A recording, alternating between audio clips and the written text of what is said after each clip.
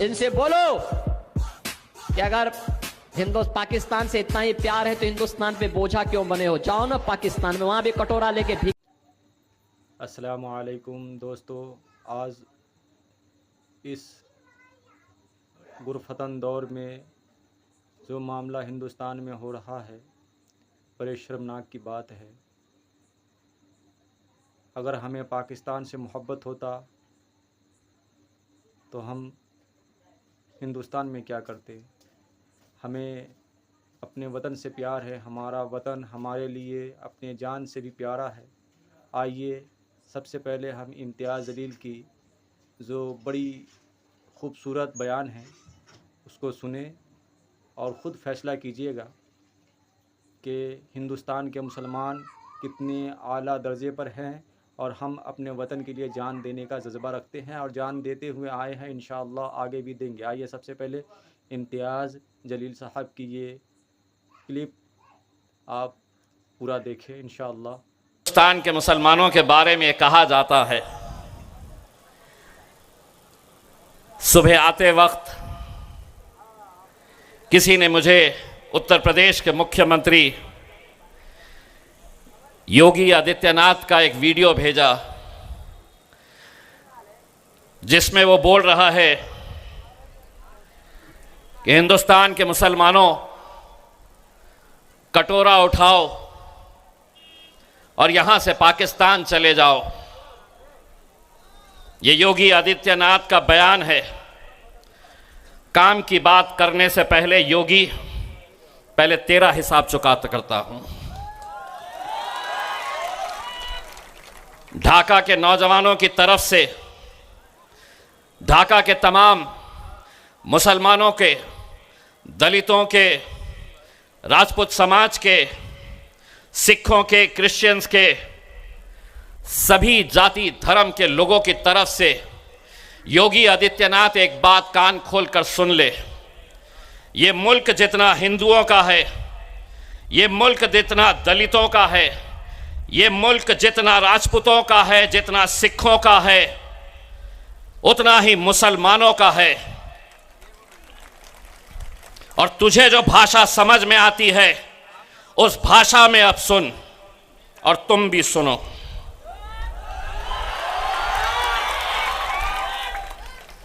करो रिकॉर्ड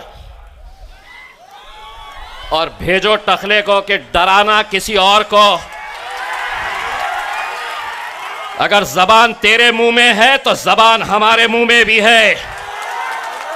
जिस जबान में तू बात करेगा उसी जबान में तुझे जवाब दिया जाएगा। तो मुझे कहता है ये जमीन मेरी है, इस मुल्क के अंदर हम पैदा हुए हैं। ये मुल्क जब आजाद हुआ और हमारे पुरखों से जब पूछा गया कि तुम्हें यहां रहना है या पाकिस्तान जाना है, हमारे पुरखों ने यह कहा कि इस जमीन में हम पैदा हुए हैं और इंशाअल्लाह इसी मिट्टी की खुराक हम बनेंगे, इसी जमीन के अंदर हम दफन होंगे। और तू हमें ललकार रहा है इतने से राज्य के टकले।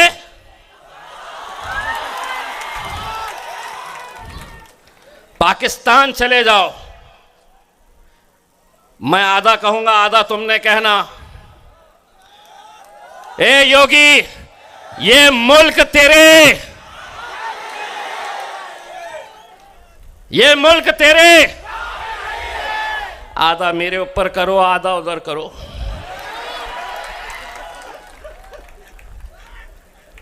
नहीं तो बैठे हुए हैं लालू के अंटर पंटर आ जाएंगे कि योगी को गाली दिया, मैंने नहीं दिया, आधा मैंने दिया, आधा इन्होंने दिया, घंटा मिलता तुम्हारे को।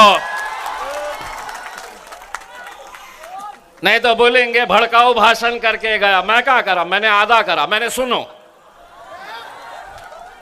अब सुन लो आधा मैं।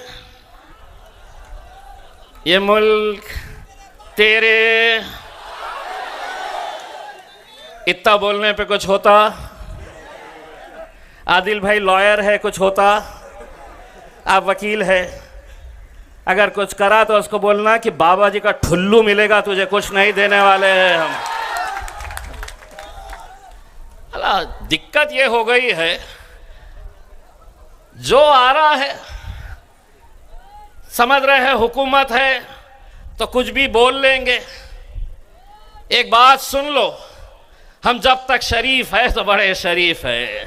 हाँ, शाहरुख खान का डायलॉग याद है ना, हम जरा से शरीफ क्या हुआ, सारी दुनिया घुसा दो, अंदर ही घुसा दो पूरा कैमरा हमारे अंदर। अब जितना बोलना है हम बराबर बोल के चले जाते हैं, और ये मीडिया वाले रिवाइंड फॉरवर्ड करके ढूंढते रहते हैं कहाँ पे कहीं मिलता क्या, केस बनता है क्या करके, कहीं नहीं बनता। हमको समझ में आ गया है और हमने इनके साथ एक ऐसा रिश्ता बना दिया है, ऐसा रिश्ता बनाया है, अगर हम यहाँ पे गूंगे बनकर भी अगर खड़े रहे, हम उनको सिर्फ इशारा करें, करके बताओ,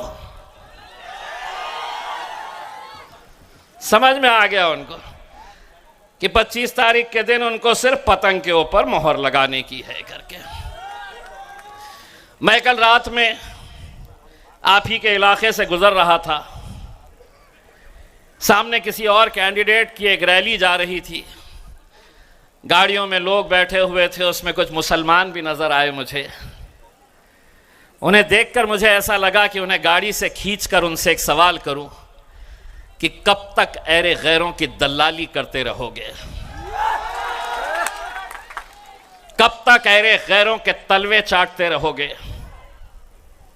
इतने सालों तक, 75 सालों तक हमने क्या किया, महफिलें उनकी सस्ती थी, हमारा काम क्या था, तो हम सामने आकर बैठते थे, सारी नेता मंडली स्टेज के ऊपर बैठे रहती थी। हमने क्या काम किया 75 साल, जिस तरह शादी की बारात जो निकलती है, दूल्हा कभी लालू बनता था, कभी नीतीश बनता था, कभी शरद पवार बनता था, कभी राहुल गांधी बनता था, 10 साल से मोदी बना हुआ है। और हमारा काम क्या था, हम बारातियों की तरह इनके घोड़ी के सामने नाचना। लेकिन असद साहब ने अब एक पैगाम भेजा है कि बहुत हो गया हमारा, अब घोड़ी भी हमारी होगी, दूल्हे भी हम ही बनेंगे। इस बार दूल्हा किसको बनाना है? राणा भाई शादी हुई भी है ना, यही ससुराल है, यही ससुराल है, ढाका की ससुराल है। भाभी जी मैं प्रणाम, मैं माफी के साथ आपको ये कह रहा हूं, दूल्हा मतलब सही दूल्हा नहीं बनाना है, इन्हें सिर्फ घोड़ी पर चढ़ाकर इन्हें दिल्ली तक पहुंचाने का है करते। नहीं तो घर में जाते ही राणा साहब भाभी लड़ना शुरू कर डालेंगी, ये कौन सी पार्टी ज्वाइन कर लिए हो जी, दूसरी शादी करने की बात कर रहे हो। ये हम अरे गैरों के लिए अब नहीं, इतने सालों तक कभी लालू, कभी भालू, कभी नीतीश, कैसे कैसों को हमने अपनाया है। 25 तारीख के दिन जब जाओगे, ये मत सोचना यहां का उम्मीदवार कौन है, राणा भाई के अंदर आप असदुद्दीन अवैसी साहब को देखना और उस दिन मोहर लगाना असदुद्दीन अवैसी साहब के नाम के ऊपर। उसमें दोस्तों, ये अगर ताकत तुम नहीं देगे